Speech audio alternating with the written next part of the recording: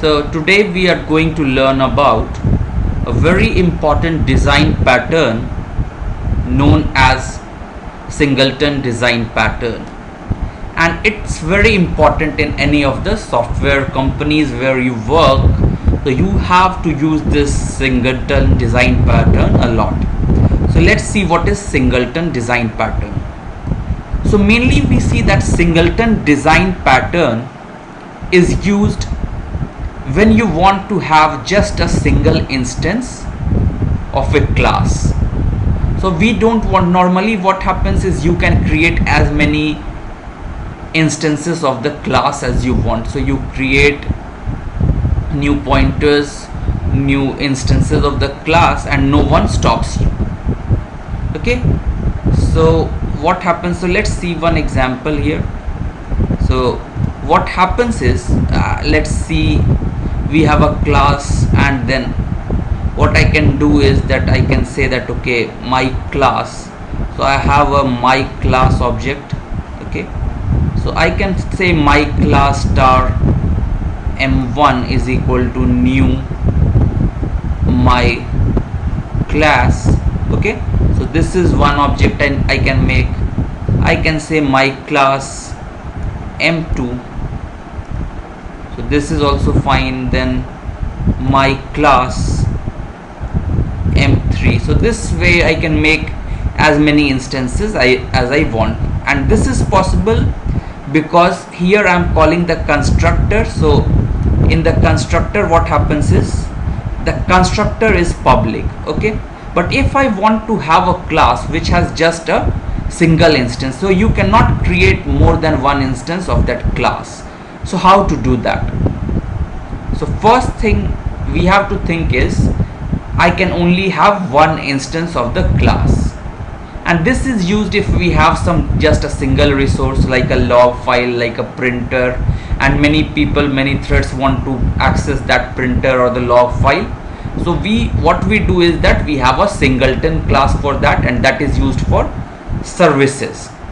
So this Singleton design pattern is basically used for providing services. Okay, so this is its main name: services like printers, services like log files, etc. Okay, so now let's see, if I have a log file where many threads want to dump their whatever activities they are doing, and we want that okay, so this no one can create its instance by themselves. The first thing I do is I make a class logger and make its constructor as private. So till now we have never seen a constructor that is private because there is no need. I want that class instance, and if I have to make a class instance, I need the constructor. But here I am making the constructor private, which means no one can now access it. Okay, so this I do so that now no one can create class instances at will, but then I want at least one instance so that it can be used. Of course I want everything to be used, so one instance I need. And how will that be created? So I have to remember that okay, if I have created one instance, then I have to use that instance itself all the time. So what I do, if you remember, so for these kind of things we use a keyword called static. So static remembers that okay, for different calls it remembers that okay, this is the instance. So for one class, if I have a static member, so that will be only one instance for all the different instances of the class. Okay, so here what I do, I have a static member function which is logger instance. So all the different objects of this class or instance of this class will have just a single instance of this logger function. Okay, so it will return me a logger pointer to the logger class. Okay, so now let's see. So I have, then these are some like open log file, write to log file, close log file. These are some regular functions that we expect from a logger file. And what here we do is that logger, so this is a copy constructor. So I make the copy constructor also private. So the copy constructor is also private, and assignment operator is also private.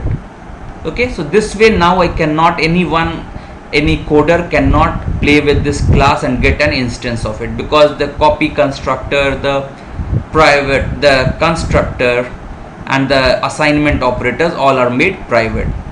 Then we have a static logger p instance. So this is again now we have a static pointer to the logger class. Okay, so this is self reference.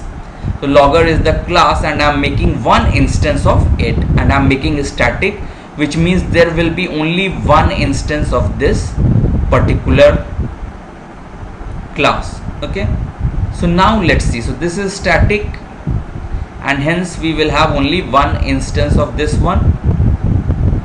And what we do is, so let's see some properties. So instance function returns instance or pointer to the class object. So this is the class object, and we have an instance function which is public, and it will return us the static. It is a static method, and it will return us the pointer to the logger object. Okay, and then let's see, only instance function can call this private constructor. So we know that, okay, member functions can call the private member functions also.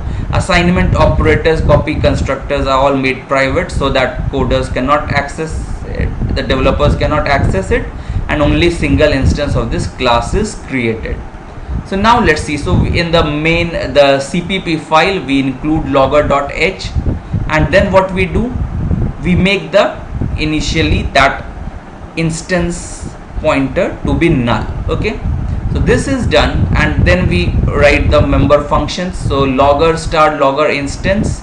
So this class, what it sees, that if the instance pointer is null, then what it means, it has not been created. The instance there is no single instance also. So I create a p instance is equal to new logger. Okay, so this creates one object now, and it returns p instance. And then what happens, we can have all the other regular open log file and all those things.